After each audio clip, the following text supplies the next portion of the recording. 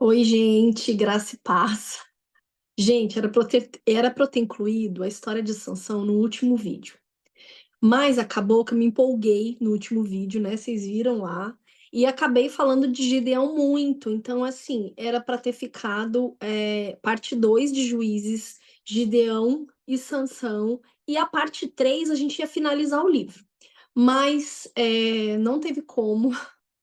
Eu acabei me estendendo, então para não deixar o vídeo muito grande, eu, finalizei ali Gideão, e hoje nós vamos falar só de Sansão, porque aí eu fecho o 4 de Juízes com o finalzinho de Juízes, ainda que o vídeo fique pequeno, tá, gente? Não se prenda nisso, vocês sabem que eu não consigo ainda, né, fazer um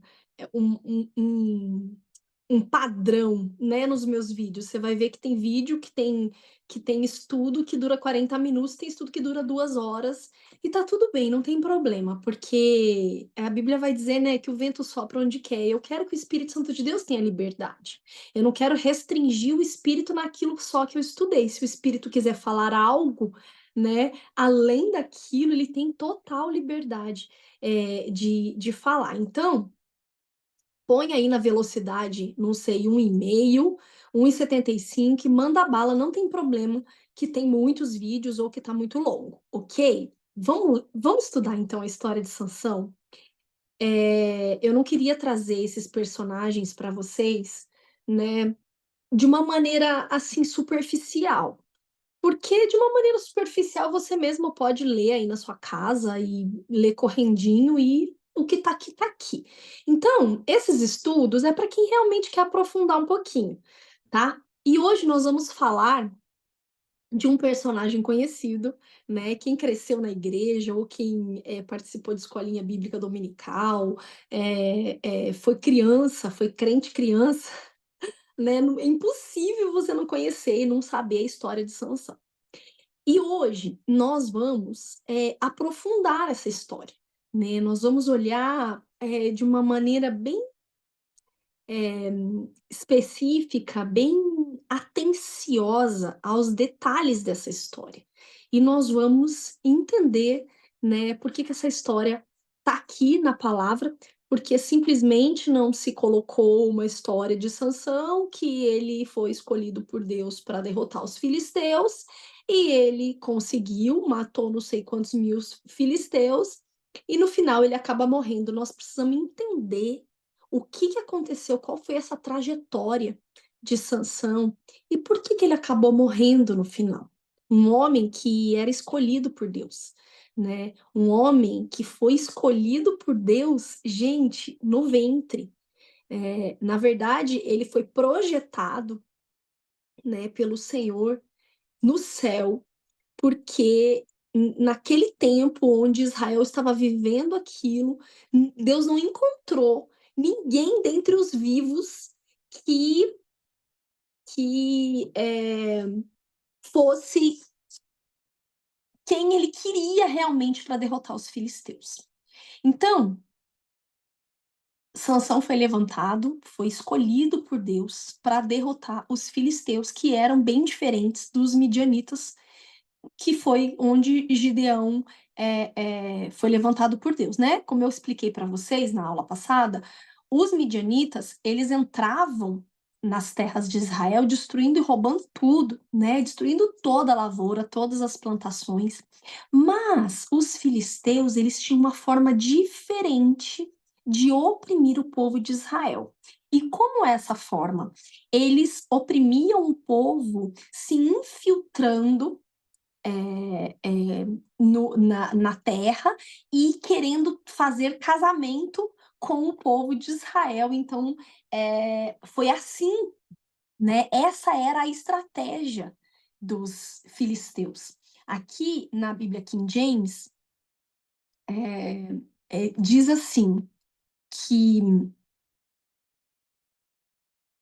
Deixa eu ler aqui para vocês uma parte que foi exatamente isso que eu vi aqui, ó. Uma nota de rodapé da Bíblia, tá? Da King James. Diferentemente dos moabitas e midianitas, os filisteus procuravam se infiltrar nas culturas que desejavam dominar por meio de casamentos mistos, das relações comerciais e outras estratégias pacíficas. Eram, assim, ainda mais perigosos na arte de dominar e absorver integralmente uma nação. Tá bom, gente? Então, já na mente de vocês, com essa estratégia, eu vou contar para vocês a história de Sansão. Vocês já devem saber, mais ou menos, vou contar de uma maneira geral aqui, sem não muitos detalhes, mas assim, para você ter a história estabelecida, e aí a gente vai entrar um pouquinho mais fundo. Beleza? Bora lá então. Então a gente sabe que a mãe de Sansão, né? A história de Sansão está contada em Juízes capítulo 13, e a mãe de Sansão era estéril. E o seu pai, né, o pai e a mãe não tinham filhos. E então o Senhor aparece primeiro para a mãe e diz: "Olha, você vai gerar no seu ventre uma criança escolhida pelo Senhor, que vai, ser um consagrado de Deus, ele vai ser nazireu", né, você pode ler isso no capítulo 13 em diante, né, nós vamos ver aqui, o 13:3 diz assim: "Certo dia, o anjo do Senhor apareceu a essa mulher e lhe anunciou: Tu és estéril e não tiveste filhos. Contudo, conceberás e darás à luz um filho. Portanto, de agora em diante, toma cuidado. Não bebas vinho, nem qualquer bebida fermentada, e não comas nenhum alimento considerado impuro e proibido, porquanto ficarás grávida e terás um filho. Ele terá os cabelos longos, porquanto sobre a cabeça dele não se passará navalha, pois teu filho será consagrado a Deus como nazireu desde o dia do seu nascimento. Ele iniciará o processo de livramento do povo de Israel do jugo dos filisteus." Veja só, o anjo já está dizendo, ele iniciará o processo de livramento. Então Deus não encontrou ninguém entre os israelitas que pudesse ser essa pessoa. Então ele projetou alguém no céu e colocou no ventre de uma mulher e disse: "Olha, você vai se preparar durante essa gravidez toda, porque você vai estar gerando alguém que é consagrado ao Senhor. E ele será nazireu a partir do momento que ele sair do ventre, né? Desde o dia do seu nascimento, ele vai ser um nazireu de Deus."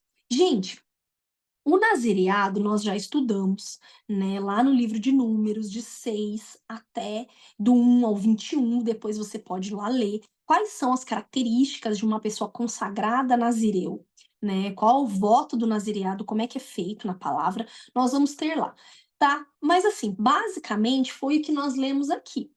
Ele não come praticamente, nem bebe nada que vem da uva, né, bebida fermentada, nenhum alimento considerado impuro e proibido, não raspa a cabeça, né? Na verdade, também não toca em nada que é morto, nada que é morto. Lá em Números nós vamos ver o sacerdote dizendo que se a pessoa é consagrada ao nazireado e de repente morre alguém perto dela, ou um pai e uma mãe, alguém na frente ou no colo, algum filho, alguma coisa, e ele toca em algo que é morto, ele tem que fazer um processo todo de purificação, que não poderia continuar sendo para Deus e no mundo espiritual como um consagrado de Deus, porque ele tocou em algo que é morto, tá? Então, nós vamos ver uma mulher que foi escolhida, né, para gerar um libertador de Israel. E Sansão foi gerado no coração de Deus primeiro, né, para libertar o povo, porque o anjo fala assim: "Olha, agora, a partir de agora, toma cuidado. Você vai agir assim, assim, assado, porque você vai ficar grávida." Então Deus já prepara essa mulher para isso. Bom, o pai de Sansão, que é Manoá, o que ele faz, gente? Ele se preocupa como deve ser criada essa criança, né. Quando a esposa dele chega e fala para ele o que aconteceu, ele fica com muito temor. E ele implora ao Senhor para que o Senhor venha de novo, para que o anjo venha de novo, porque ele está com dúvidas, ele quer saber como é que vai criar essa criança e tudo mais.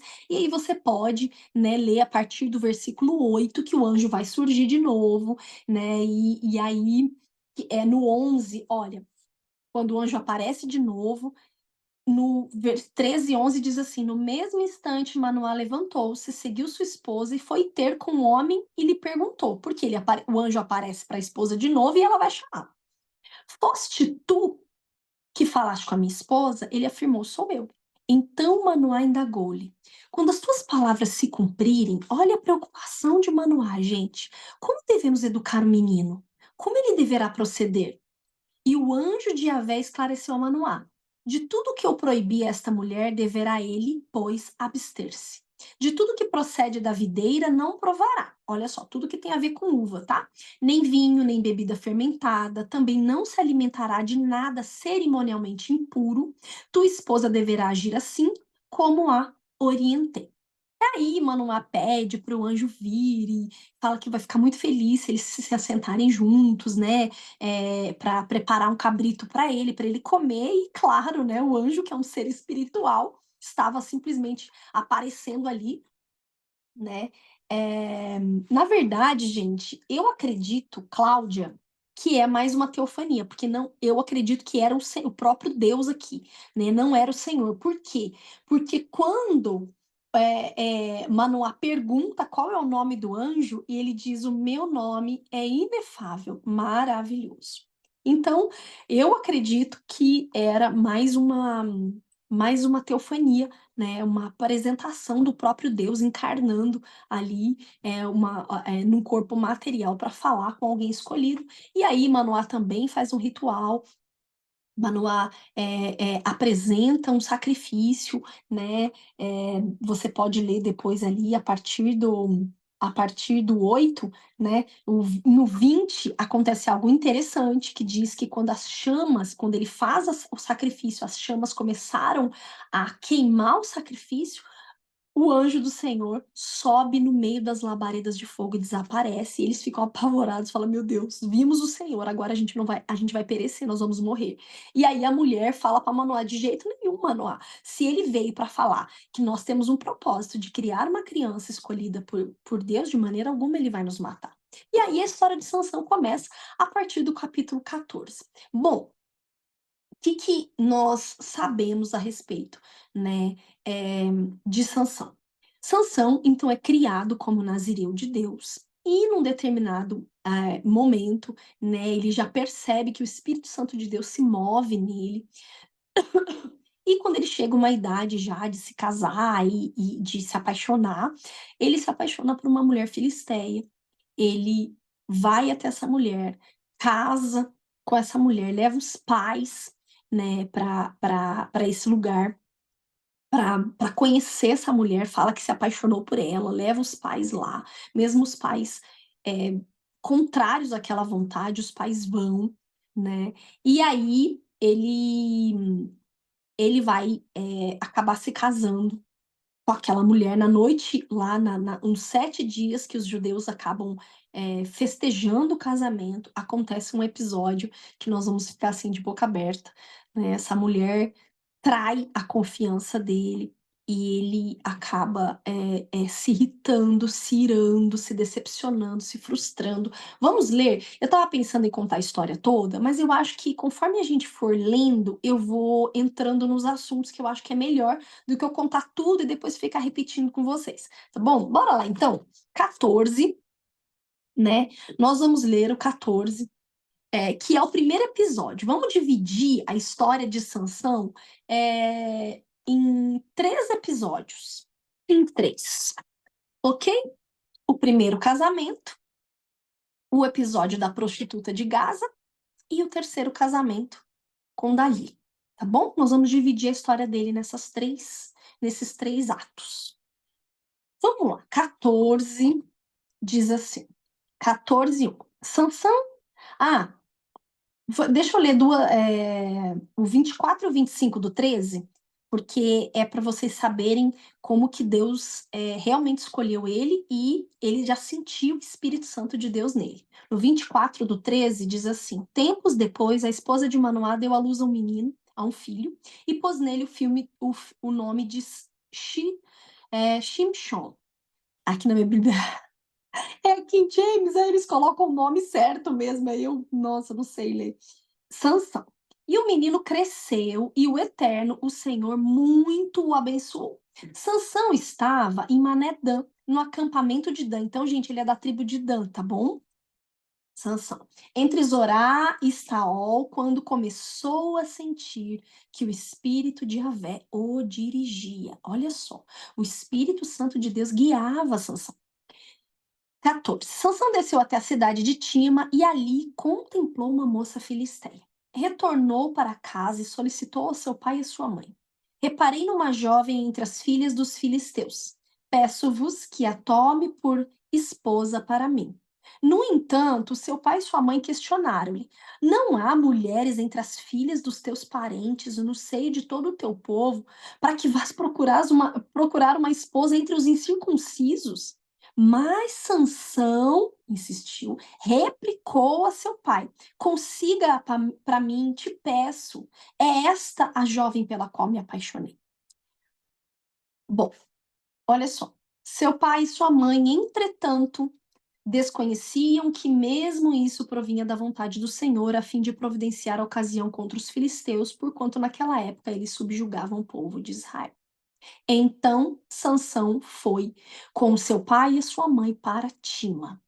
Gente, bom, nós vamos ver na história de Sansão, né, quando eu estava preparando esse estudo, o Senhor, ele trouxe ao meu coração a palavra de Provérbios, na verdade ele me mostrou a palavra de Provérbios 1:19, que eu nunca tinha me atentado, que na Bíblia Almeida, Corrigida e Fiel, diz assim: são assim as veredas, os caminhos, veredas é caminho, são assim as veredas de todo aquele que usa de cobiça. Ela põe a perder a alma dos que a possuem. Nós vamos ver no decorrer aqui que de todos os pecados de Sansão, o pior foi a cobiça dos olhos, né? A Bíblia vai exortar a gente inúmeras vezes sobre a cobiça dos olhos. Quando a gente estudou lá em Gênesis a história de Ló, a Bíblia diz que ele cobiçou as campinas do Jordão. E a Bíblia vai dizer também que aquele que se entrega à cobiça destrói a sua própria casa, a sua própria família.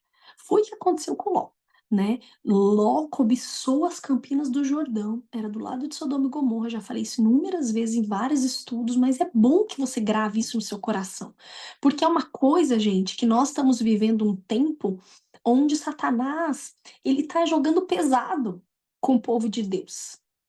Ele pega situações, vontades, frustrações nossa e tenta nos enlaçar pela cobiça, trazendo pratos, né?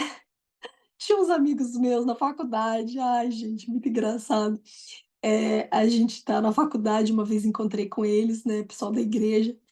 Falei, aí gente, como é que tá aqui? Era uma festa agropecuária que tava tendo, com várias coisas. Olha, Cláudia, tá difícil. Todo mundo solteiro na época, ninguém tinha casado. Eu tava namorando meu marido, Cristiano. É só botar isso aqui no meio, gente, que eu lembrei agora. Aí eles, Cláudia, olha, o inimigo é muito gourmet, olha cada prato. Porque é isso, gente. Satanás sabe, né, a fraqueza do ser humano. Então ele vai realmente, ele nunca vai te oferecer algo que não é aos olhos apetitoso. Lá para Eva, né, quando ela vê o fruto, a Bíblia fala que ele pareceu gostoso aos seus olhos, né? E aqui nós vamos ver um homem que destruiu o propósito que Deus tinha para sua vida por conta da cobiça, por conta dos olhos. Veja, olha só, né?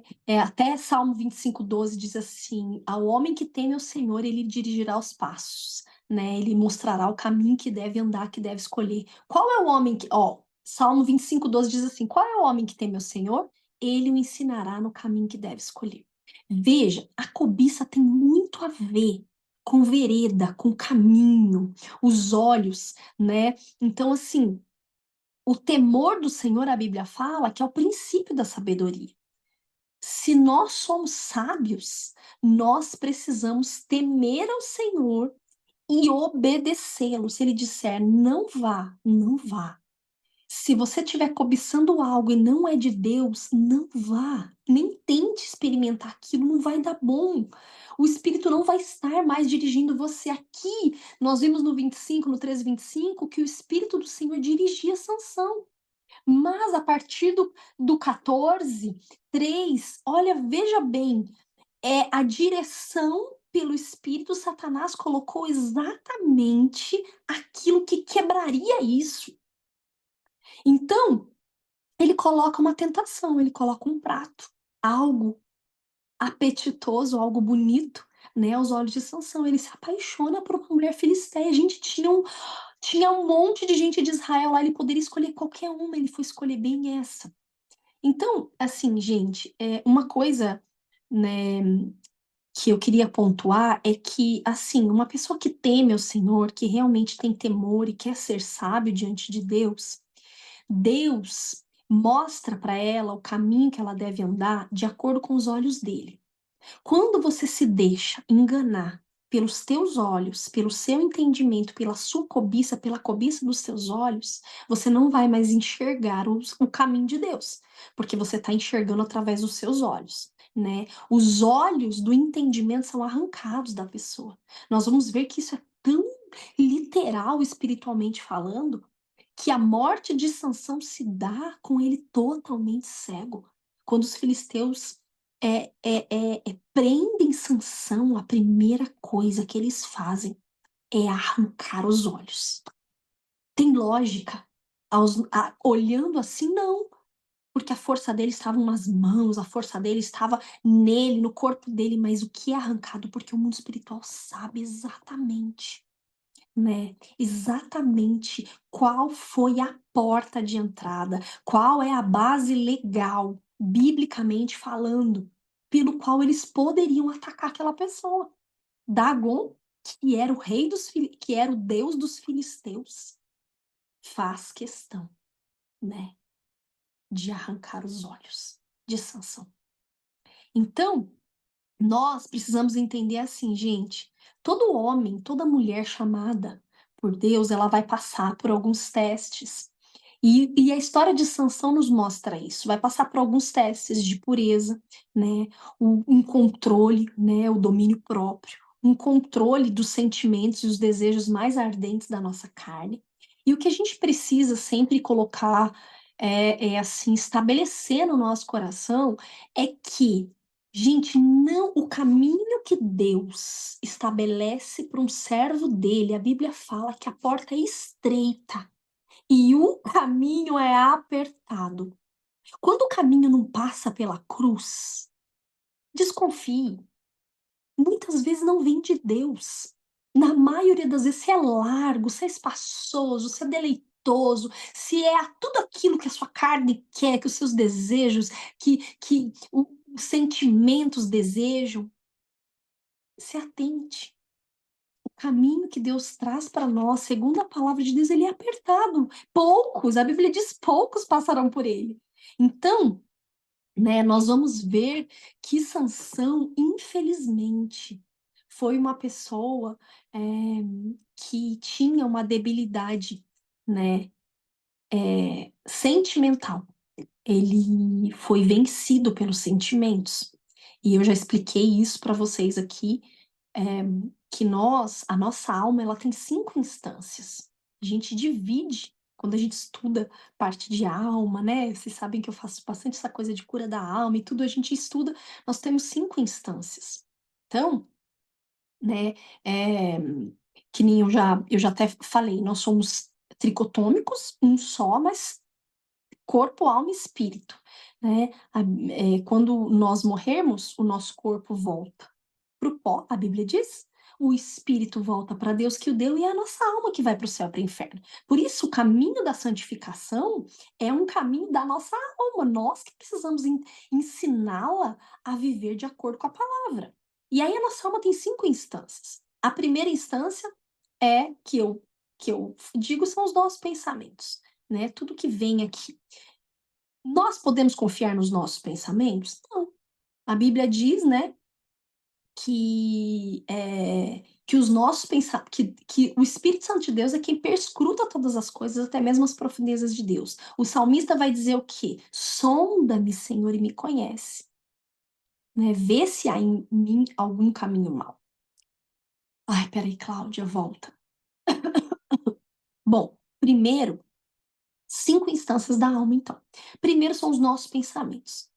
A Bíblia vai dizer, lá em Efésios 6, que a nossa mente, nós precisamos colocar um capacete da salvação para evitar dos dardos inflamados pelo maligno, pensamentos lançados na nossa mente por Satanás que distorcem o nosso pensamento. A Bíblia vai dizer que existem fortalezas, né, mentais, sofismas, mentira. Sofisma nada mais é que uma mentira com cara de verdade, estabelecida dentro de você. A Bíblia vai dizer que a gente precisa, para a gente aprender qual é a boa, perfeita e agradável vontade de Deus, nós temos que renovar nossa mente pela com a completa obediência à mente de Cristo, porque senão a gente é enredado. Então, assim, os nossos pensamentos não são totalmente confiáveis, a não ser que eles estejam totalmente submetidos à mente de Cristo, né? O nosso coração também não é confiável. A Bíblia diz: mais corrupto do que todas as coisas, quem o conhecerá? A Bíblia vai dizer que o Espírito Santo é quem perscruta todas as coisas, até as profundezas de Deus. O salmista diz: sonda-me, Senhor, e me conhece, vê se há em mim algum caminho mau. Ou seja, perscruta, eu não tenho entendimento, eu não me conheço. Já expliquei para vocês, a gente só tem 7%, né, de consciência, é o que a gente sabe a nosso respeito.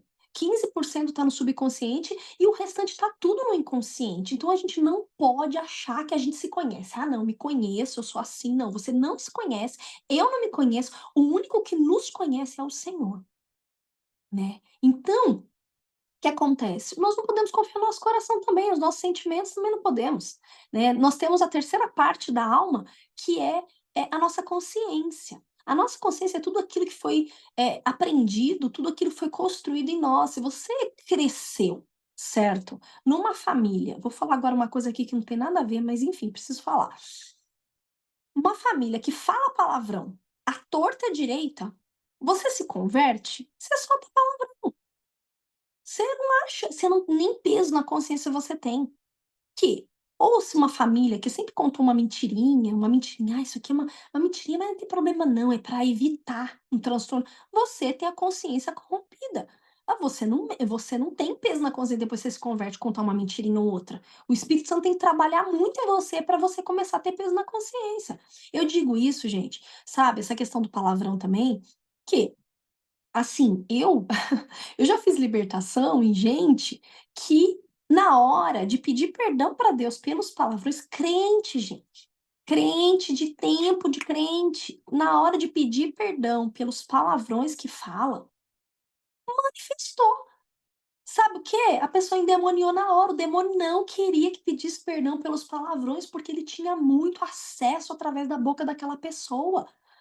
Né, então assim, vocês sabem, Satanás ele quer realmente fazer chocarrice, ele quer realmente, sabe, usar a boca nossa para amaldiçoar, a nossa boca para trazer a automaldição.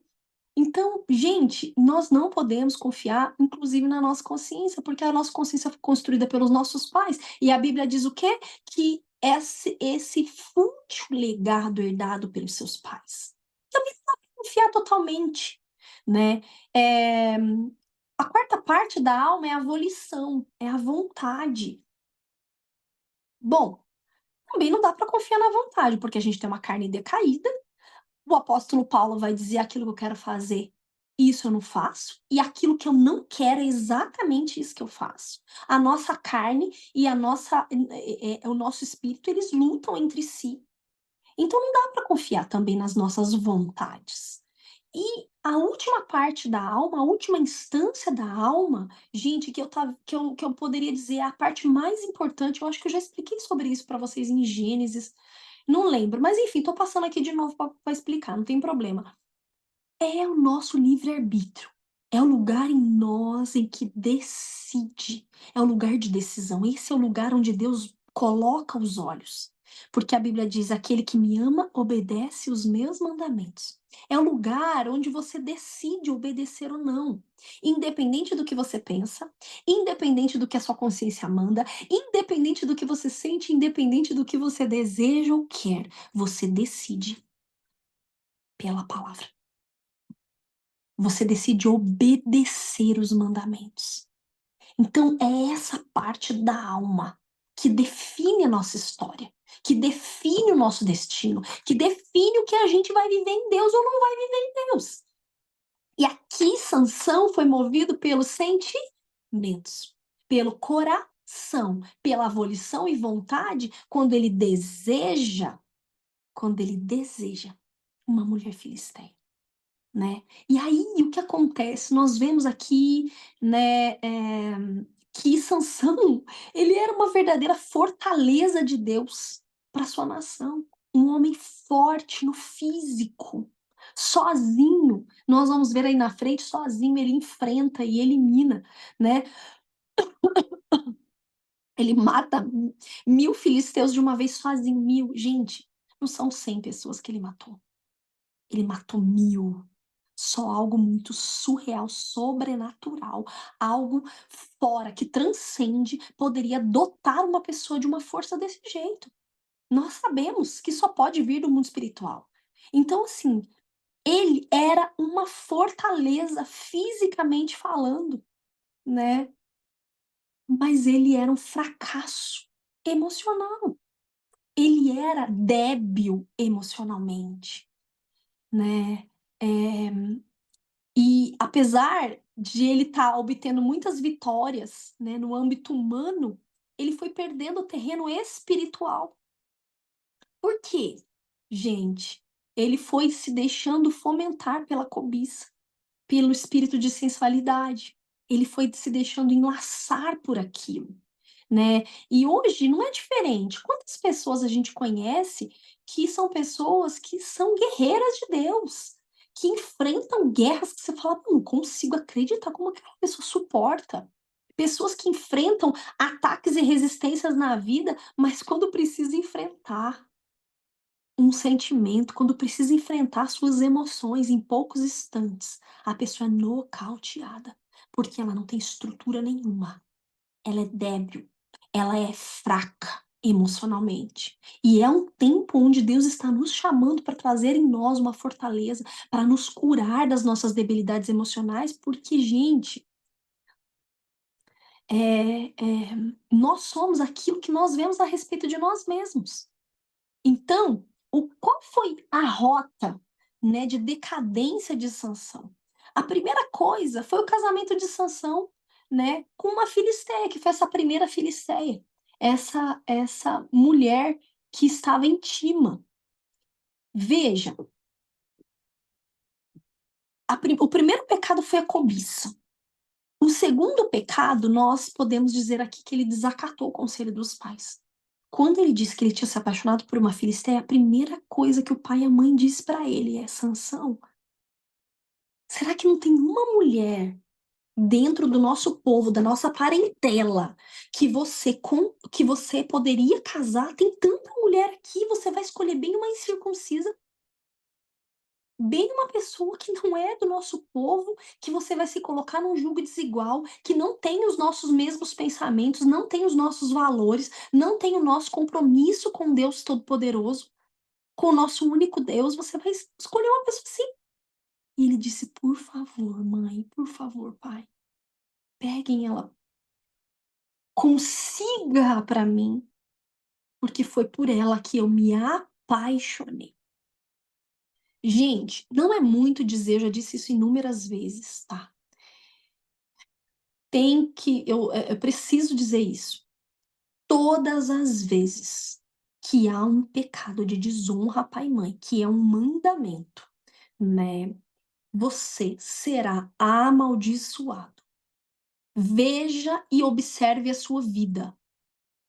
Olhe para trás e veja quais os momentos que você desonrou seu pai e sua mãe. Cláudia, mas eu não entendo, eu não desonro eles, eu não entendo o que que é esse pecado de desonra.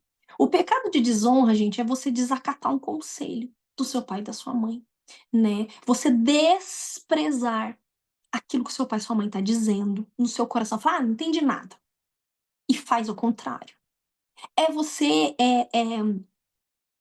falar mal dos seus pais, né, quebrando, a imagem deles como pai e como mãe. Você está desonrando a autoridade deles na sua vida. Gente, isso é uma coisa, assim, muito séria. Porque eu tenho visto pessoas, né, quebrando esse princípio e, na verdade, esse princípio destruindo a vida da pessoa. Porque não é a gente que quebra princípio, é o princípio que nos quebra, né. Ó, a Bíblia fala em Êxodo 25: "Honra teu pai e tua mãe, para que seus dias se prolonguem sobre a terra". Eu não sei se em outra passagem diz assim: "Honra teu pai e tua mãe, para que tudo te vá bem e os seus dias se prolonguem sobre a terra". Olha só, tudo te vá bem é as áreas da sua vida serem desatadas. É as áreas da sua vida vingarem, prosperarem, você alavancar. Honra o teu pai e tua mãe. E os teus dias se prolonguem sobre a terra é um encurtamento de vida. É morte prematura. Sansão morreu novo, gente. Morreu sem construir família. Ele foi seguindo uma rota de decadência. A gente vai ver um homem cheio do Espírito Santo de Deus, com o dom de Deus, nazireu, consagrado, ele não conseguiu, por conta de quebra de princípio, quebra de leis espirituais. Sabe, gente, o que acontece? A palavra de Deus é uma espada de 2 gumes. Ela corta tanto para bênção quanto para maldição. O tribunal de Deus é um tribunal justo. Obedeceu, tem os benefícios da obediência. Desobedeceu, eis aqui os malefícios da desobediência. A palavra diz isso, ela é clara. E sabe o que acontece? A sentença de uma desonra com pai e com mãe, de desobediência, de desvalor, né, é morte prematura. E essa morte prematura não é só: "Ai, vou morrer cedo", não é só isso, gente, são tendências depressivas, alternativas de sobrevida. Você, tá tão mal que você fica, sabe, parece que você não são inúmeras, são frustrações, uma gama imensa de frustração na sua vida.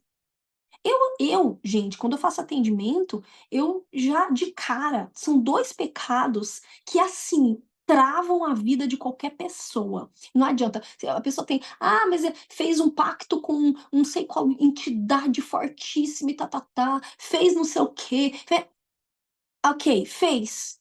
Isso não chega nem perto do que falta de perdão e desonra pai e mãe. Eu nem faço a libertação. Se a pessoa não confessar esses pecados, liberar perdão para que ela tem que liberar, ou pedir perdão para que ela tem que pedir perdão. "Ah, eu tô brigado com fulano não sei quanto tempo", nem mexo. Querido, resolve. A Bíblia diz: "Olha, deixa a sua oferta no altar e resolve primeiro".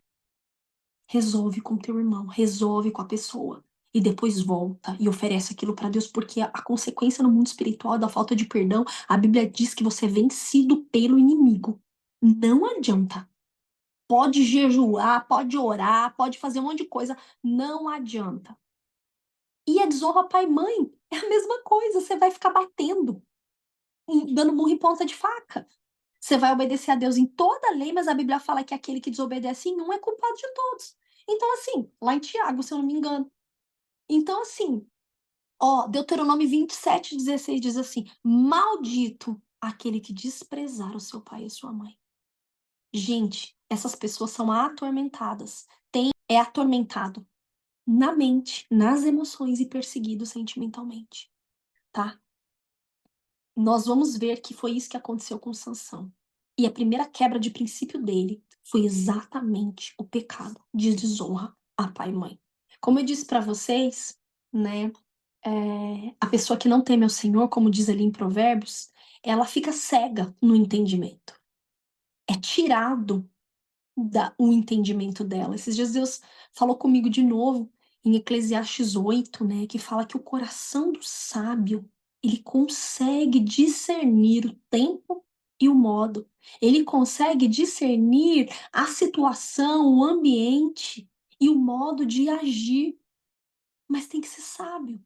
E para ser sábio tem que ter temor, porque o temor é o princípio da sabedoria. Então a pessoa que não tem temor, que descumpre princípio, ela não tem temor. Ela não vai para a sabedoria. E sem sabedoria você não sabe o caminho. E sem sabedoria você fica cego e uma vida cheia de tropeço. Porque a pessoa que tá cega, ela tropeça, concorda? É isso que vive, a vida da pessoa vira isso. É um tropeço atrás do outro. Ela tenta uma coisa dar errado, ela tenta outra dar errado, ela tenta outra dar errado. E na cabeça dela, ah, não, isso aqui vai dar, tem tudo para dar certo. Por quê? Porque ela tá indo em direção ao próprio entendimento dela, né? Eu disse para vocês, olha, Provérbios 30:17 diz assim: os olhos que zombam do pai ou desprezam a obediência da mãe, corvos do ribeiro o arrancarão e os pintãos da águia os comerão. Gente, olha que forte. O inimigo vem e arranca os olhos do nosso entendimento, nós ficamos cegos. Uma pessoa cega tropeça em tudo. Não é uma área, é em tudo. É muito sério, sabe? Eu lembro que eu cheguei a uma época, eu nem sei se eu contei isso pra vocês, mas eu cheguei a uma época na minha vida que eu ia ministrar num congresso em um outro estado, e o Senhor falou, e eu comecei a orar, eu tenho muito disso, né? Eu comecei a orar, perguntar ao Senhor, Senhor, tem algo ainda, algum pecado oculto que eu não tenho, que eu não vejo, que eu não tô vendo, que eu não tô conseguindo enxergar, que eu não lembro, tem alguma coisa? E eu me lembro, naquele dia no meu quarto, lá chorando e pedindo ao Senhor de todo o meu coração, o Espírito Santo disse assim, desonra pai e mãe. Eu falei, Deus, como assim? Meu Deus, mais honra que eu honro, mais do que eu honro meu pai e minha mãe? E o Senhor me fez lembrar de uma festa que eu dei na minha casa, aos meus 15 anos, escondido do meu pai e da minha mãe. E eu contava para as pessoas dessa festa com o maior orgulho de como que eu era, ai, como que eu era assim rebelde, como que eu era é, doida, achava o máximo. E o Senhor me fez lembrar daquilo. E eu fiquei em choque, eu falei, Deus, eu só tinha 15 anos, eu nem te conhecia, eu não era nem crente, sabe, gente? Eu me converti com 18 anos. Eu falei, Deus, você não te conhecia, eu não queria saber, eu não.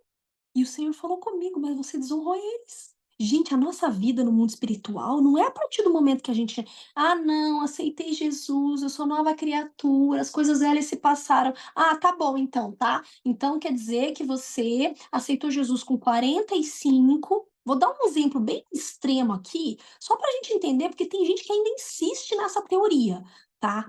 45 anos, mas dos meus 30 aos 40, eu fui um abusador de crianças, agora eu sou nova criatura. Então, assim, tudo se passou, tudo se fez novo. Eu não tinha entendimento, eu era movida por Satanás, então agora eu vou viver uma nova vida sem consequência nenhuma. Não existe isso. O mundo espiritual não tem tempo nem espaço. Então, a sua vida é lá do começo, onde você nasceu, até o final da sua vida. É uma coisa só no mundo espiritual, tá? Então, em nome de Jesus, gente, que nós possamos alcançar esse lugar de maturidade, porque tem muito crente perecendo por falta de conhecimento. E a Bíblia diz, e é por sua culpa, sacerdote, porque você não ensina. Então, eu estou ensinando você aqui. Você não vai poder lavar suas mãos e falar, não, não, eu não sabia disso. Não vai ter essa desculpa no tribunal de Deus, ok? Porque o Espírito Santo de Deus, ele perscruta tudo, e se você pedir de todo o coração, você vai encontrá-lo, né? E aqui, Sansão foi esse homem. Ele se colocou num jugo desigual com os incircuncisos. Gente, já expliquei para vocês, a circuncisão é um jeito, né, de Deus separar aquela pessoa para ter um coração amolecido para ele. Por isso que a Bíblia fala em circuncisos de coração, né? A incircuncisão, o coração incircunciso, é uma fimose sentimental, emocional, uma fimose no seu coração, onde você não consegue, você endurece o coração para a voz do Espírito. O Espírito fala, você endurece, o Espírito fala, você endurece, que é do seu jeito. É do jeito que eu aprendi com meu pai e com a minha mãe. É na tradição do meu pai e da minha mãe. Crente, gente que fica com peso na consciência daquilo que aprendeu com o pai e com a mãe lá atrás, uma cultura totalmente pagã, fica com peso na consciência de falar: não, eu não posso falar mal porque me serviu.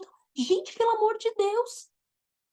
A Bíblia fala que os anjos são valorosos em poder, os demônios, eles têm poder, sim, tem. Eles curam, tá? Eles curam, mas eles boem mais doença.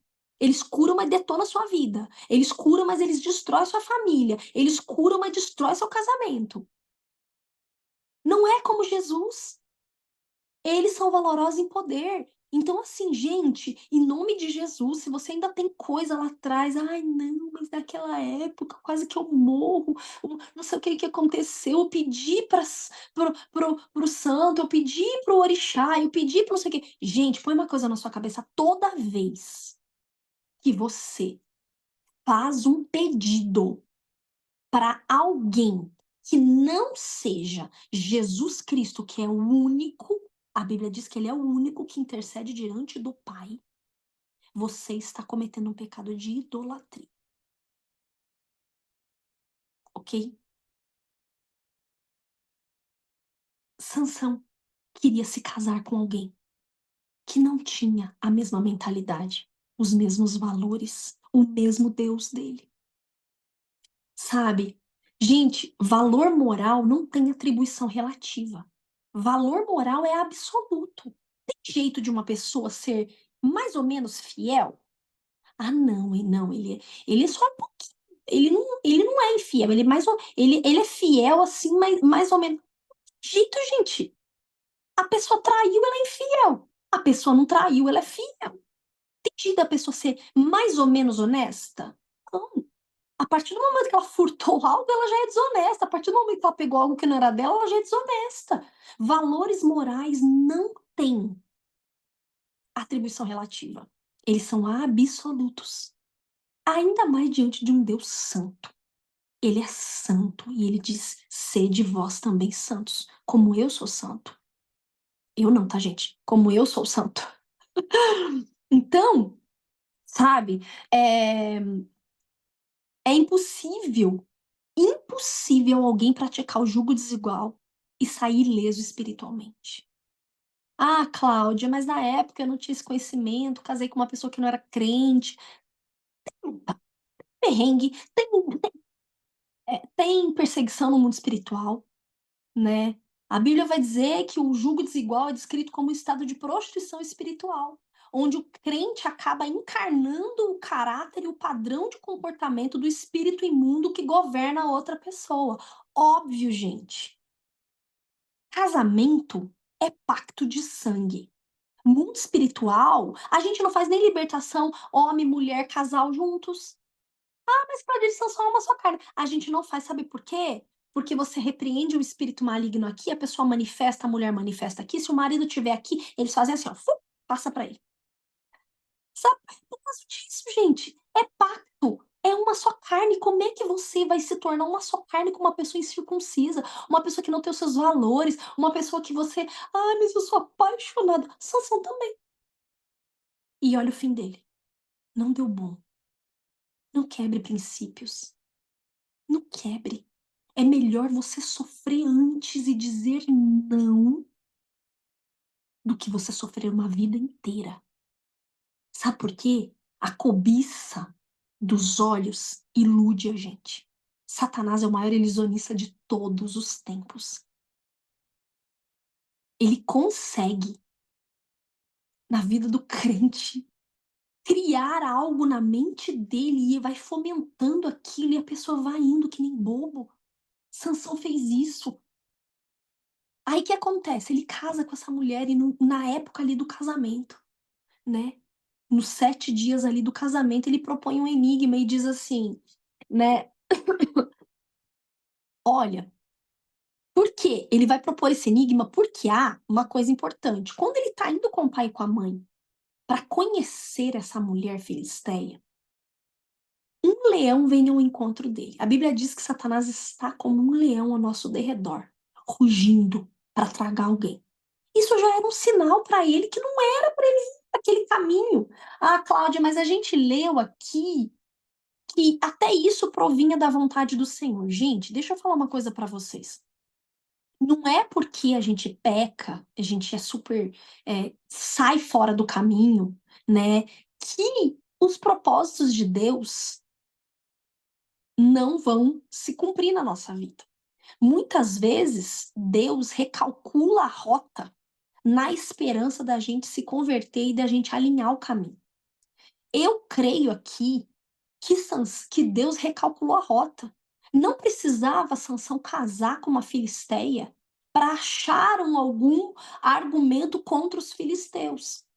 Mas, como Sansão se apaixonou por uma filisteia, já foi vencido pela cobiça dos olhos, e o pai e a mãe não se posicionou diante desse filho. Gente, isso aqui eu quero puxar um link aqui também. Olha só, Deus, ele estabelece autoridade na nossa vida e cada um tem uma função. A família, cada um tem uma função. Assim como Deus Pai, o Espírito e o Filho, cada um tem uma função, mas eles trabalham numa dinâmica de unidade incrível, que é a Trindade, né? Deus Pai dá o comando, Jesus é o Verbo, então Deus Pai haja luz, o Verbo vem e o Espírito traz a existência à luz. Mas cada um é um. O pai e a mãe, eles têm autoridade na vida dos filhos. Até esses filhos se casarem, o pai e a mãe são autoridade. Quando o pai e a mãe não exercem essa autoridade, negligenciando ela, permitindo que a vontade de um filho impere dentro da casa, eles, além de estarem quebrando leis espirituais, eles vão sofrer drasticamente com isso. Eles vão sofrer. É impossível você abrir uma brecha dessa e não ter ataques, né, demoníacos, principalmente na área sexual. Quando um pai e uma mãe, né, aqui, o que o pai e a mãe deviam fazer? Não, nós não vamos com você conhecer a Filisteia. Nós não estamos de acordo, se você quiser vá sozinho. Só que tem famílias que deixam o filho, né, a lei do filho imperando. O filho, ele é entronizado dentro daquela casa como rei. Isso acontece como, Cláudia? Ah, isso acontece do nada? Não. Acontece parecido aqui. Quando a mulher nunca teve filho. Quando ela sonhou muito, muito, muito com aquilo. Quando o pai e a mãe sonharam muito, muito, muito com aquela criança. E aí, aquela criança, sem ninguém perceber, ela é entronizada, ela é colocada num lugar de autoridade. Trocando, subvertendo ali. Não dá certo. O pai e a mãe acabam se vulnerabilizando no mundo espiritual, abrindo uma brecha de cobertura espiritual, principalmente na área sexual dessa criança, e vai ter perseguição demoníaca, com certeza. Vocês já viram filho que ainda grande, 5, 6, 7, 8, 9, tá dormindo na cama com a mãe, ou dormindo na cama do pai e da mãe, ou só dorme com a mãe e o pai dorme na outra cama, o pai dorme no colchão, né? É sutil, mas é demoníaco. O casamento está acima dos filhos. Essa é a ordem. Você não cria filhos para você. Você cria filhos para Deus, por isso que a Bíblia diz que eles são herança de Deus. E se Deus está vivo e não existe herança de pessoa viva, então essa criança, você está tendo a oportunidade de criá-la, mas não é sua, é dele. Quando você inverte, deixa essa criança entrar, como Sansão aqui. Eu quero, por favor, eu quero. Foi lá o pai e a mãe atrás da Filisteia. Deus ainda permitiu que um leão viesse como um sinal: acorda, Sansão, não é para você ir atrás de uma mulher filisteia. Ele vai despedaça o leão com a própria mão, igual se fosse um cabrito. E não fala nada pro pai e pra mãe, porque ele é o reizinho e ele sabe muito bem como eles foram criados, ele é nazireu. Ele conhece o temor do pai e da mãe na criação dele. E aí, gente, isso é muito prejudicial. Sabe por quê também? Distorce a identidade da criança. A criança cresce sem visão nenhuma de autoridade, ela vai se dar muito mal na vida. Ela não vai saber se submeter numa empresa, ela não vai saber liderar, ela não vai saber descentralizar.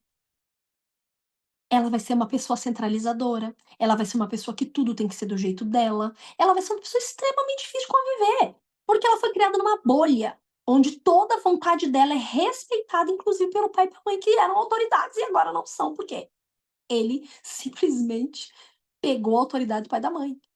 Então, assim, gente, isso é uma coisa que a gente tem que estar prestando muita atenção, tá? Bom, E aí, o que acontece? Ele se põe nesse jugo desigual, faz um enigma, Sansão faz um enigma ali naquele lugar, uma charada. E aí, quando ele despedaça o leão, ele não conta pro pai e pra mãe, vai conhecer a Filisteia, volta para casa, depois de uns dias ele vai de novo para lá, para ver a esposa, a noiva, e ele, a Bíblia diz, se desvia do caminho para ver como é que tá a carcaça do leão. 14:8. Alguns dias mais tarde, Sansão voltou para Tima a fim de casar-se com ela. Afastou-se do caminho para ver como estava o cadáver do leão que rasgara com as mãos, e observou curioso na carcaça do animal um enxame de abelhas e mel. Em seguida, recolheu o mel com a mão enquanto retomava o caminho, o saboreava. Aproximando de seu pai e de sua mãe, ofereceu-lhes o mel e eles comeram também, todavia não lhes contou que o havia tirado do cadáver de um leão. Olha só, toda vez que a gente se entrega à cobiça, a gente se afasta do caminho. Sansão se afastou do caminho. Ele,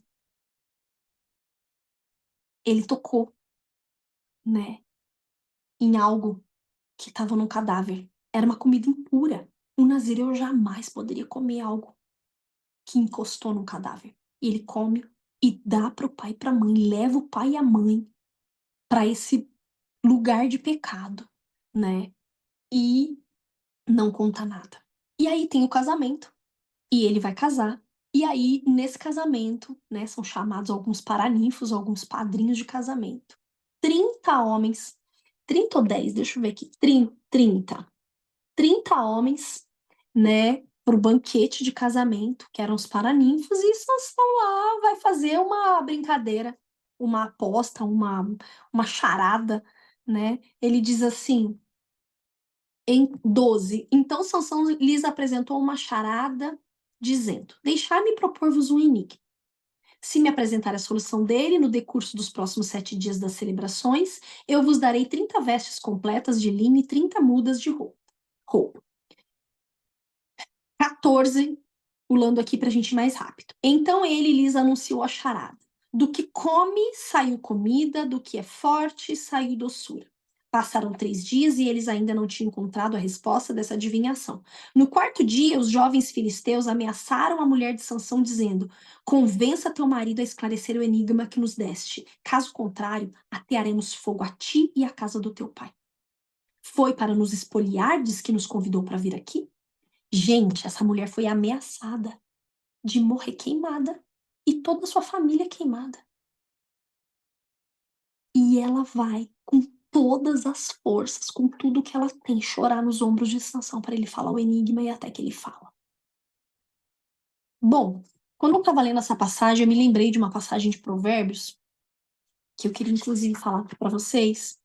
Provérbios 26, 18 e 19, que diz assim: Como louco que lança fogo, flechas e morte. Assim é aquele que engana o seu próximo e diz: Ah, fiz isso por brincadeira. Gente, a gente tem que tomar muito cuidado. A Bíblia diz que essa pessoa é louca, porque ela tá lançando flechas, ela tá ateando fogo e ela tá semeando morte. Ele faz um enigma, uma brincadeira. Olha, se vocês acertarem, a gente faz assim: eu pego 30 vestes. E aí o que aconteceu? A esposa traiu ele nas núpcias, no casamento, prestes a se casar.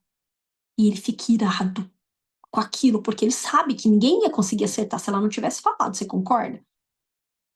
Ele conta para ela e ela conta para os filisteus e ele tem que trazer as 20 vestes. E ele mata pessoas para trazer essas vestes.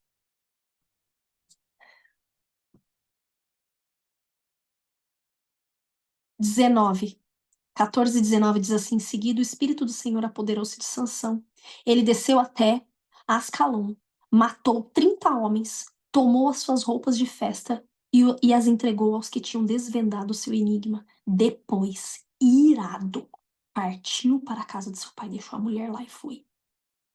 Então, vejam, 20, a mulher de Sansão foi entregue a um dos seus 30 padrinhos de casamento. Gente, No 15 diz assim: passado algum tempo depois, durante a época da colheita do trigo, Sansão foi visitar a sua mulher e levou para ela um cabrito. Ele foi, deixou a ira passar e voltou para sua esposa com um presente. E comentou com o sogro, pai dela: vou até os aposentos da minha esposa. 15, 1 eu tô lendo. Entretanto, seu sogro não quis deixá-lo entrar e lhe explicou: eu entendi que tu não a amavas e não a querias mais. Por isso entreguei a um dos teus amigos. Mas repare, sua irmã mais nova não é a mais bonita? Pois então fiquei com ela no lugar da irmã. Era uma mulher que ele tinha se apaixonado. Ele não simplesmente viu e quis, ele se apaixonou. E no mesmo dia da loucura do enigma, no mesmo dia, ele é traído pela sua esposa. No mesmo dia, não. Ele faz o enigma e depois, né, que ela trai ele, contando para os filisteus, no mesmo dia, ela entregue a um dos padrinhos de casamento, a um amigo. Gente, você faz ideia do que é você ser traído e depois você voltar com a cabeça mais leve daquela briga, daquela discussão, daquilo que a pessoa fez com você, descobrir um segredo seu. Você fala: "Não, eu vou voltar. Eu tô apaixonado, eu vou voltar, eu vou perdoar", e quando você chega lá, aquela pessoa já está com outra pessoa. Imagina isso no coração de Sansão. E nós vamos ver, né, daí em diante, né, um segundo episódio aí, um ato que Sansão, né, um homem decepcionado e desiludido sentimentalmente, com essas emoções totalmente abaladas, seus sentimentos em pedaços, coração quebrado. Os próximos passos de Sansão foram marcados por um desespero e inconsequência. Ele ele se tornou, assim, implacável, ele oscilava entre rejeição, violência, aquela dor emocional, né, aquela inferioridade, aquele sentimento de revolta misturado, tudo misturado. Ele vai, né, buscar alívio para isso com uma prostituta, num ato de prostituição. Sabe por quê, gente? Porque um abismo puxa outro abismo. A Bíblia diz que o justo vai de glória em glória, mas um abismo puxa o outro. Quando a gente não está resolvido aqui, não adianta querer mudar de fora. Tem que mudar de dentro para fora. Então Sansão está tão abalado, tão destruído emocionalmente, que ele desce em Gaza e vai e deita com uma prostituta. E os filisteus ficam sabendo que ele está em Gaza e falam: vamos atrás dele. Só que ele sai no meio da noite, depois que fez o serviço, sai no meio da noite e ainda por cima arranca os portões de Gaza e deixa num lugar lá. E a Bíblia diz que ele se esconde. Nós vamos ver isso a partir do 15. Na minha Bíblia está escrito a vingança de Sansão, né? É,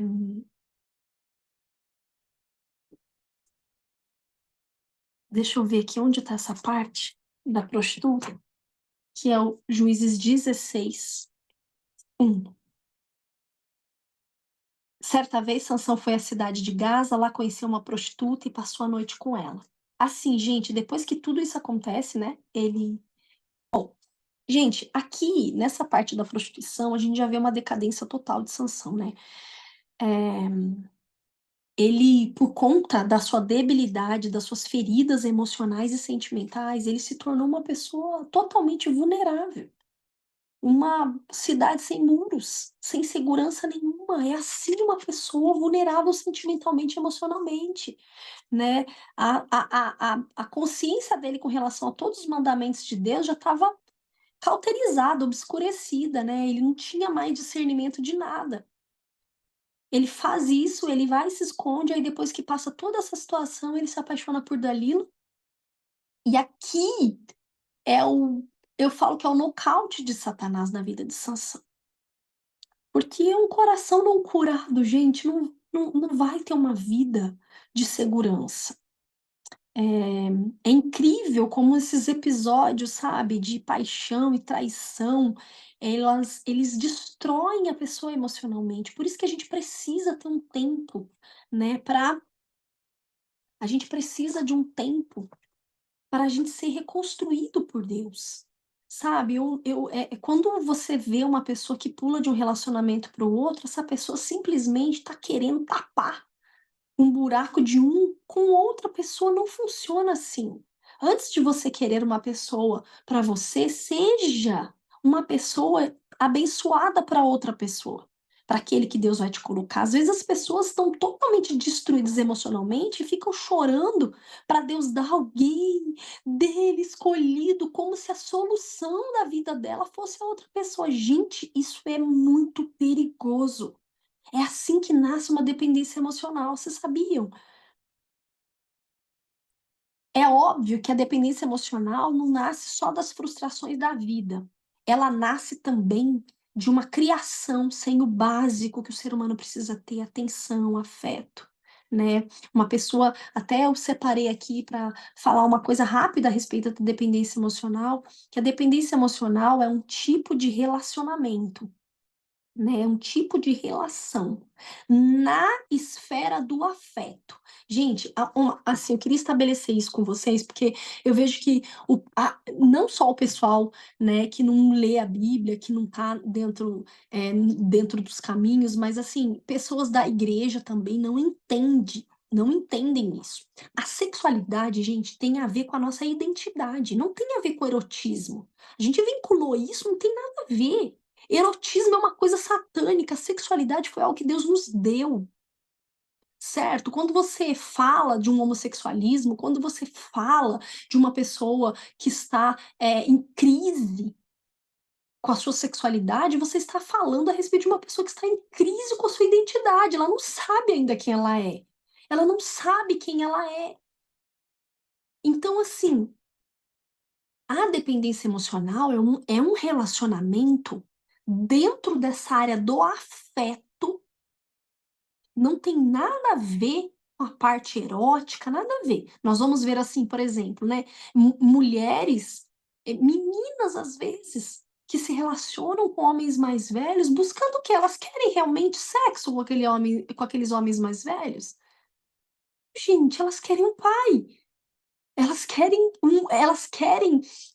preencher um lugar, um vazio na área do afeto, na área do carinho, do amor, da atenção. Né, que elas nunca tiveram quando eram crianças. E assim somos todos nós, todas as vezes que a gente tem um problema de carência nessa área, né, que faltou o nosso pai comunicar conosco atenção, ou tem alguma situação de abandono, a gente tendencia para dependência emocional. Uma hora eu vou gravar um vídeo só sobre isso, mas o que eu queria dizer é, o dependente emocional, ele é viciado em coisas, em sentimentos, e o codependente, ele é viciado em pessoas. Esses 2, eles fazem um relacionamento doentio, por quê? O dependente é aquele que tem inúmeros problemas na vida, e o codependente é aquele que quer atenção exclusiva, quer o tempo todo ser afirmado, ser, assim, valorizado. E aí ele tenta ser o salvador, ele tenta ser Deus na vida desse dependente. O dependente não vive sem o codependente, nem o codependente quer dividir essa exclusividade, esse lugar que ele tem na vida do dependente. O dependente fala toda vez, gente, que você tiver um relacionamento, você pode, isso daí você pontua, é pai ou mãe, é filho com pai e mãe, filha com pai e mãe, é relacionamento entre casal, você pode ser dependente emocional dentro do casamento. Se dentro do seu coração você fala: "Eu não consigo sobreviver. Se fulano morrer, acabou minha vida. Eu morro junto. Eu quero morrer junto, Deus. Se fulano se o senhor tirar Beltrano ou Ciclana da minha vida, eu morro junto". Você já é um dependente emocional, você já está numa relação de dependência emocional. Quando você se vê numa situação: "Meu Deus, né, se eu não ajudar fulano, essa pessoa morre". Eu estou falando isso, gente, porque eu já vivi casos de dependência emocional. é um inferno na terra. Você fica o codependente, que é aquela pessoa que sustenta o vício do dependente, ele fica preso na pessoa achando que se ele não ajudar, aquela pessoa morre, aquela pessoa tá ao fim dela. Você se sente Deus na vida da pessoa, o salvador da vida da pessoa. E é construído um relacionamento doentio, um relacionamento que não é nada saudável, um relacionamento totalmente demoníaco, porque Deus não está ali. O pecado da dependência emocional é o pecado de idolatria, porque o dependente coloca o outro como Deus e o codependente se torna um Deus, se sente um Deus. Síndrome de Lúcifer, querendo ser o salvador da pessoa, querendo ser Deus na vida da pessoa. Então, assim, né, episódios muitas vezes de traição, de decepção, essa coisa de dependência emocional, isso mexe muito com a gente, então a gente precisa buscar em Deus uma cura. Nós precisamos buscar em Deus isso, porque se a gente não busca em Deus, resolver todos esses nossos problemas internos, com certeza lá na frente, esses problemas vão puxar gatilhos de comportamento que nem a gente vai entender. "Puxa vida, não sei como é que eu agi desse jeito". Gente, Sansão já tinha sido traído, e Sansão tinha tido um trauma terrível. Ele pegou e com esse trauma, em vez dele ir para casa, buscar o Senhor, se arrepender, né, e voltar para os caminhos, não. Ele estava tão destruído que ele foi pelas emoções, como ele era débil, emocionalmente falando, sentimentalmente falando, ele se afundou numa prostituição ali. Já tá tudo ruim mesmo. E ao invés dele aprender com tudo isso, não, ele não foi tratado nisso. Ele vai e se apaixona de novo por uma filisteia, que é Dalila. E aqui é o nocaute de Satanás. Gente, Satanás sabe. Ele tá desde o início da humanidade, ele sabe muito bem como enredar a gente. Por isso que eu falo, vão ter momentos na nossa vida que nós vamos precisar agir independente do que nós sentimos. Aquele que caminha com Deus, ele age por fé. A fé não é aquilo que você vê, nem aquilo que você sente, mas aquilo que você sabe, independente do que você sente e do que você vê. Você crê. Não tá baseado em você, tá baseado nele. A coisa mais difícil, né, é você estar num relacionamento e ter que agir conforme o que é certo e não conforme o que você sente, você sangra. Eu lembro que quando eu saí, de uma dependência emocional, a música que Deus me deu foi Sob as Ruínas, do ministério da Ana Paula Valadão, né, porque é exatamente isso, você precisa obedecer, e essa obediência às vezes vai te custar o sangue, a vida, tudo, mas vale a pena, porque a Bíblia fala: "Eu é que sei que pensamentos têm a vosso respeito", Jeremias 29. Desculpa. É, pensamentos de paz e não de mal, para vos dar o fim que desejais. Deus sabe tudo o que você precisa no seu coração. Deus sabe o que nós precisamos, o tipo de pessoa que vai ser bênção para nós. E, gente, dependência emocional não é só relacionamento não, tá. Inclusive eu, a dependência emocional que eu tive, foi, com liderada na verdade, mulher, né, e com amigos. Então, assim, nós precisamos sondar, pedir para o Espírito Santo, né, nos sondar, nos levar por um processo de cura, ele consegue levar a gente por esse caminho. Gente, ele é Deus. A Bíblia fala que ele nos convence do pecado, da justiça e do juízo, é ele que nos convence, ele que nos ensina de todas as coisas, ele é o melhor professor, é ele que nos cura. E aí, gente, o episódio de Dalila é o episódio final, é o nocaute de Satanás. Porque Juízes 16:4 vai dizer: "Depois disso aconteceu que se afeiçoou uma mulher do vale de Soreque, cujo nome era Dalila", né. Não tem aposta, não tem enigma, não tem nada. Por quê? Porque os filisteus já descobriram o ponto fraco de Sansão. E eles foram atrás de quem? De Dalila. até Dalila. E agora eles não precisaram, o nível de vulnerabilidade, o nível de decadência de Sansão já estava tão grande que eles não precisaram, eh eh eh, como se diz, ameaçar Dalila.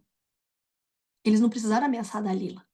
Eles simplesmente propuseram uma troca ali, né, dinheiro, e ela traiu Sansão, né. Eh, Sansão estava então apaixonadamente enfeitiçado por Dalila. Mais uma vez, uma noiva, olha a história se repetindo, gente, quando a gente não passa, quando a gente não é aprovado numa situação em Deus, aquilo vai se repetir. Quando a gente sempre é vencido numa área, o diabo sempre vai atacar aquela área. Eu já falei aqui milhões de vezes, a estratégia de Satanás é como uma luta de boxe.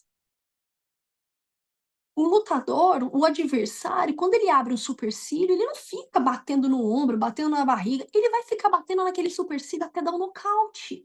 É o mesmo lugar, Satanás não tem criatividade, a gente já estudou isso. Ele não tem a imago dele, não tem criatividade, ele não cria nada. Ele analisa, vê: "É, seu ponto fraco, é aqui que eu vou". E ele é paciente, extremamente estrategista. Então agora, Dalila começa com uma insistente manipulação para arrancar de Sansão o segredo da sua força. E Sansão já não tem temor nenhum, e começa a mentir várias vezes para Dalila. Depois você lê aí, né, Juízes 16, você vai ler tudo que ele fala a respeito de: "Ah não, se você me amarrar com umas cordas verdes e tal", nenhum daquilo, mas a Bíblia diz, né, que quanto mais os dias se passavam, mais Sansão se tornava, né, escravo de seus sentimentos. Por quê? Porque em Juízes 16:16 diz assim: "Sucedeu que", olha só gente, a tentação muitas vezes é um caso só de perseverança. Se nós não, eu sempre penso assim, sabe, numa situação onde é uma armadilha do inimigo para minha vida, eu não brinco. Eu não brinco com aquilo, eu não brinco com a tentação, eu não brinco com aquilo que Satanás está me oferecendo. "Ah não, eu dou conta, eu já sei o que ele está querendo, pode ficar tranquilo que eu já sei". Eu não brinco com isso. Eu tenho tanto temor, né, no meu coração, que eu, eh eh, prontamente digo não, corto na raiz o negócio, né. Aqui a Bíblia vai dizer: "Sucedeu que ela, importunando-o todos os dias". Satanás insiste, insiste, insiste, insiste. Olha só, importunando todos os dias com as suas palavras e molestando-o, a sua alma se angustiou até a morte. A alma dele se angustiou até a morte. Então descobriu-lhe todo o seu coração e ele disse: "Nunca subiu navalha à minha cabeça, porque eu sou nazireu de Deus desde o ventre da minha mãe. Se viesse a ser rapado, ir-se-ia a minha força e me enfraqueceria e seria como todos os demais homens". E aqui, né, eh, Sansão quebra o último voto dele de nazireado. Nós vamos ver que tem um momento dele de ira aqui, que ele pega uma queixada de jumento e mata 1000 filisteus só com uma queixada de jumento. Ele toca então no defunto com a queixada de jumento, come comida impura, que é o mel que estava em cima do leão morto, né, que deixou impura aquela comida, se deu à cobiça, perdeu o temor do Senhor, não tinha mais sabedoria, estava envolvido num espírito de sensualidade que o enfeitiçou, e agora ele tem o cabelo dele raspado, foi traído mais uma vez pelos seus próprios olhos e capturado pelos filisteus. Os filisteus capturam ele e ele pensa que ele vai, naquele momento, conseguir ter força para derrotar os filisteus, mas o cabelo dele tinha se ido. O último voto é quebrado. Ele é preso em correntes de bronze, arrancado os olhos, cego, no meio de uma confraternização dos filisteus, adorando a Dagon, né? Naquele lugar, ele é preso. E ele naquele momento, ele vira um personagem, né, de chacota diante de todos, um troféu de Dagon, todos ali no meio, festejando e ele preso. E o que a gente conclui, né? Todo mundo sabe o final. No final, ele tá lá morto e ele pede misericórdia para Deus e pede ao Senhor que o cabelo, a Bíblia vai dizer, depois você lê que o cabelo dele começa a crescer um pouquinho e ele pede a Deus que pela última vez, pelo menos, o Senhor voltasse com o espírito e desse força para ele. A Bíblia vai dizer que ele destrói as colunas. E quando ele destrói as colunas daquele lugar, 3.000 pessoas são mortas. E a Bíblia fala que o último ato de Sansão matou mais gente do que a vida dele toda. Mas morreu novo, morreu sem família, frustrado, cheio de decepções, traições, vencido pelos sentimentos. Nós vamos ver cego, com os olhos arrancados, né? Nós vamos ver então, gente, que a paixão, né, ela é cega, não só apenas cega, mas ela enfeitiça, arranca os olhos do entendimento. Quantos homens e mulheres de Deus, né, que estão sendo instrumentos de Deus de uma forma tão poderosa, né? Eles trocam a herança deles em Deus por um sentimento, né? Eles se tornam reprovados no propósito de Deus, destruindo suas famílias, seus ministérios, acabando com tudo por conta de uma paixão, sem contar o escândalo que vem para o reino, né? Então, nós vemos que antes de Sansão ser vencido pelos filisteus, ele foi vencido pelos próprios olhos. Os olhos cobiçosos. Ele foi vencido pelos sentimentos dele. Seu maior inimigo estava dentro dele mesmo. E ele se tornou, então, ali um troféu de Dagon, uma vergonha, né? Para Deus, para a nação e a tristeza do pai e da mãe que perderam um filho antes, né? Cedo, de forma prematura, que quebrou princípios, embora fosse o escolhido de Deus. Gente, não tem privilégios no mundo espiritual, sabe? A pessoa pensa muitas vezes que, não, Deus me protege, Ele já me livrou de tantas coisas, vai dar certo, depois eu peço perdão, depois eu arrumo o caminho, já fiz o recalcular da rota tantas vezes, sabe? Mas, às vezes, o que a gente não pensa é que o mundo espiritual é feito de medidas, a Bíblia diz que existe um cálice da ira de Deus. Às vezes você vai desobedecendo, desobedecendo, desobedecendo, e enche o cálice. E a última desobediência que você pensa que não vai dar em nada, porque até então não deu em nada, ela transborda. E acaba com tudo, né? Se a gente abandonar o temor a Deus, não importa o tanto de carisma, força, o tanto que é guerreiro, o tanto que já conquistou muitas coisas. Se nós abandonarmos o temor a Deus, nós seremos com certeza destruídos.